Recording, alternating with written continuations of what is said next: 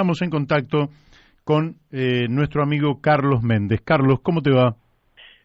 Muy bien, Mario, muy bien. En primer lugar, escuchando muy atentamente lo que decía Polino. Me interesa porque es un tema, digamos, para también conversarlo acá con los socialistas y amigos que residen acá en la ciudad de La Plata. Claro. Y a ver si están al tanto de estas posiciones que a veces uno ignora cómo son estas discusiones, estos debates internos al interior de los partidos y solamente conoce lo que se difunde, lo que se publica. Sí. Así que lo encuentro muy relevante y lo seguía con mucha atención. Bueno, con el agravante de que en la provincia de Buenos Aires, en esa interna, ganó Roy Cortina, que, como dijo Héctor Polino, directamente abandonó el ideario socialista y se encolumnó detrás de Mauricio Macri y Rodríguez Larreta, lo cual entra en una contradicción flagrante, pero ganó en la provincia de Buenos Aires y de La Plata es el referente de Roy Cortina que ganó en la provincia de Buenos Aires. Claro. Bueno, pero sí, te toca a vos hacer la investigación correspondiente. Bien, Mario, bueno, queremos comentar hoy algo, digamos, que ha sido en algunos medios difundido, que es lo que terminó ayer el octavo Congreso del Partido Comunista Cubano. Eso es realmente una noticia muy relevante, sí, lo que también se informa hacia afuera, pero nosotros vamos a tratar de escarbar un poquito dentro de estos minutos, dentro de lo que se pueda, el trasfondo que hay, digamos, de la situación de Cuba, y bueno, de su partido gobernante, que es el Partido Comunista Cubano, que es, digamos, es un partido único.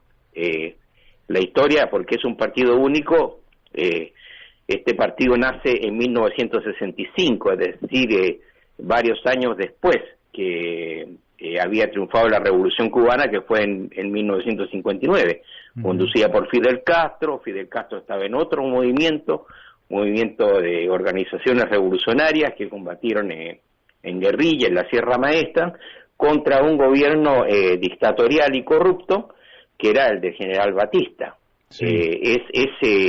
Hay que relevarlo, digamos, digo esto porque no fue una lucha dirigida por el Partido Comunista, o sea, posteriormente Fidel Castro, y a ver si alcanzamos a explicar las razones por qué, que se orientan, ¿no es cierto?, hacia las posiciones de entonces, digamos, que era importantísimo dentro de la Guerra Fría. Pero yo recuerdo, en el año 59, Mario, a un niño, yo recuerdo haber visto en la revista Life, en español, que se difundía con mucha importancia, mucho interés desde Estados Unidos, como una lucha democrática, como una lucha, no se le daban las características revolucionarias, pero sí de haber derrotado una dictadura corrupta por estos jóvenes barbudos de verde oliva, que eran, digamos, los del 26 de julio, conducidos por los hermanos Castro, Ernesto Che Guevara y Camilo Cienfuegos. Entonces, tenía una recepción positiva la Revolución Cubana de entonces, en aquellos años y a comienzos de los 60, y fue apoyada también por sectores progresistas en la guerrilla desde Estados Unidos. Digamos, también agreguemos que eso se ha visto en algunas películas, que Cuba era un salón de juegos de los sectores empresarios medios de los Estados Unidos. Entonces, era una situación, qué sé yo, tal vez equivalente ahora, qué sé yo, como que aquellos latinoamericanos con plata, ¿no es cierto?, que viajan a Miami a tenerse unos días de diversión. En este caso, mucho más próximo eran los norteamericanos, los yanquis, que viajaban a Cuba para divertirse los fines de semana. Todo en este clima de corrupciones que triunfa la Revolución Cubana, y hay, digamos, un hecho que también se conmemoró en estos días, la invasión de Bahía Cochino, que fue un movimiento contrarrevolucionario en 1961, organizado y financiado por la CIA, con digamos, sectores batistas cubanos que ingresaron a Cuba y por lo cual, digamos, el movimiento 26 de julio ya en el poder, con Fidel Castro a la cabeza, combatieron a estas y salieron triunfantes de esta invasión organizada desde Estados Unidos, con financiamiento y con apoyo militar y logístico. Entonces, es en ese ámbito, digamos, que Cuba se ve, o el gobierno cubano, más bien este movimiento, se ve en la obligación de orientarse hacia, para cuestión de obtener apoyo en cuanto a la visión internacional entonces, y que trascendía en la Guerra Fría, de incorporarse, ¿no es cierto?, como un socio o como un aliado secundario, por supuesto, terciario, de la Unión Soviética. Y después, bueno, se van a producir una serie de hechos ya alineados con este sector de la Guerra Fría de entonces, y que va a provocar el aislamiento de Cuba, ya no digamos de la revolución, no de la guerrilla, sino que del país, es aislado en toda América Latina, es arrinconado y expulsado en el fondo de la Organización de Estados Americanos, y prácticamente en forma unánime, y es que se producen todas estas este aislamiento y bloqueo económico internacional que Estados Unidos ha venido haciendo desde entonces a este país, a esta nación. Ahora todo lógicamente que la revolución se hace en un contexto histórico, como bien decís vos, determinado. Ha habido, me parece, bueno, es imposible que hagamos en un programa de radio digamos, los errores que se han cometido. Estados Unidos siempre vio, cuando Estados Unidos se expande, digamos, hacia la zona de México, a quien le sacan más de 1 millón de kilómetros cuadrados a México, y Cuba era también una pretensión de los Estados Unidos, cuando ayuda a Cuba a liberarse de España, allá por fines del siglo XIX, y después en 1903 le impone la enmienda Platt, que viene a ser una suerte de capacidad de los Estados Unidos de intervenir Cuba cuando lo creyera conveniente, y aparecía con una suerte de Estado libre asociado a los Estados Unidos, tal cual Puerto Rico. Claro. Y frente a eso se inició, mucho antes de Fidel Castro, una lucha por la independencia de Cuba. Y me parece que ahí hay un conflicto también, no solo geopolítico, sino también de alta conflictividad subjetiva. Para Estados Unidos era perder una parte de un territorio que pretendían que formara parte del propio, y lógicamente cuando pretenden recuperarlo con la invasión de Bahía de los Cochinos, el resultado fue que se radicalizó la revolución y eligió el otro lado del mundo, ¿no? En un tiempo histórico donde se creía que el mundo iba al socialismo. ¿Qué tiempos? Claro. Pero ahora pasó todo ese mundo, no existe más ese mundo. No existe, claro, pero Cuba está aún, digamos, con todo el tiempo que ha pasado, sigue con la secuela de dicha situación, o sea, sigue cobrando o pagando, no sé, su aislamiento y el bloqueo económico internacional, y en particular de Estados Unidos. Ahora bien, en este proceso, digamos, este asunto del partido único, un partido, digamos, que se organizó, digamos, en base al 26 de julio y al Partido Socialista Popular, y que se orientó a lo que recién estábamos relatando.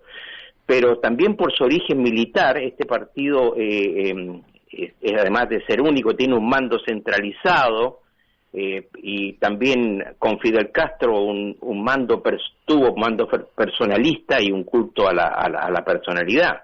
Con todo ello, lo que esto derivara y que deriva, digamos, para la construcción de la democracia, ¿no es cierto?, en dicho país. Pero además no tenemos que olvidar que también, analizando los hechos del año 61, Cuba fue aislado, digamos, por los países latinoamericanos. Los países que formaban parte de la Organización de Estados Americanos cometieron muy poca solidaridad, o algún bloque, digamos, que posteriormente se han ido creando, como UNASUR u otros sectores, digamos, que han tenido una cierta podemos decir una relativa autonomía o independencia de Estados Unidos. Recordemos también para digamos, cómo era la situación en aquellos años, y que aún se sigue manteniendo así, de que Latinoamérica, de acuerdo al pacto de Potsdam y de Yalta, pertenecía al sector que habían delimitado o habían arreglado las grandes potencias, y que nosotros como continente estábamos dentro de la esfera de Estados Unidos.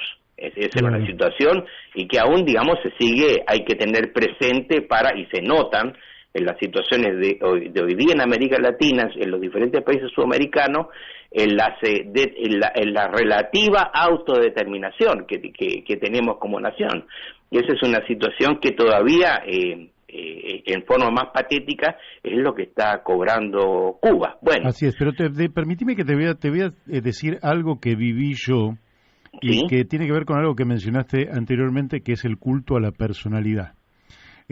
Nosotros viajamos en 1978, julio-agosto de 1978, se hizo el 11 Festival Mundial de las Juventudes en Cuba. Y bueno, yo viajé a aquel festival por, lógicamente, el Partido Socialista al que pertenezco. Y nosotros íbamos con bastante escepticismo, porque un año antes algunos compañeros habían estado en Alemania Oriental y habían venido horrorizados de lo que era Alemania Oriental. Pero eso es otro capítulo. Entonces nosotros fuimos con cierto escepticismo. Ahora, nosotros con total libertad estuvimos hablando con el pueblo. Yo mismo estuve haciéndolo por las calles sin que nadie me controlara, y había adoración por Fidel Castro. Y Fidel Castro cerró en la Plaza de la Revolución, con cerca de 500.000 personas reunidas, el Festival Mundial de las Juventudes, donde había casi tantos países como habían Naciones Unidas representados allí. Cierra Fidel Castro. Y te digo, nunca había visto algo equivalente, donde un líder hablaba con ese pueblo como si estuviéramos hablando nosotros dos ahora, en un vínculo dialéctico y emotivo que es difícil de explicar si uno no está en el lugar y en ese momento observándolo. De manera que son fenómenos también muy particulares, con líderes absolutamente excepcionales, que generan realidades que a veces nos cuesta un poquito también entender desde otras latitudes.